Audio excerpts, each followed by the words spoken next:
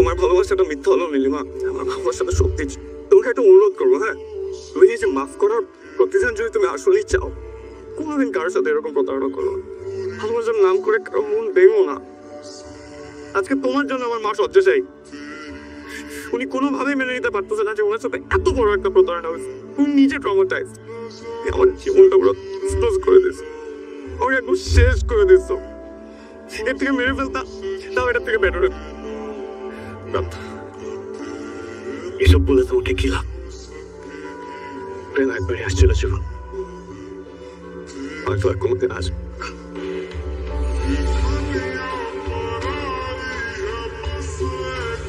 তোমাকে একটা সত্যি কথা বলবা, আমার নামটা কি আসো?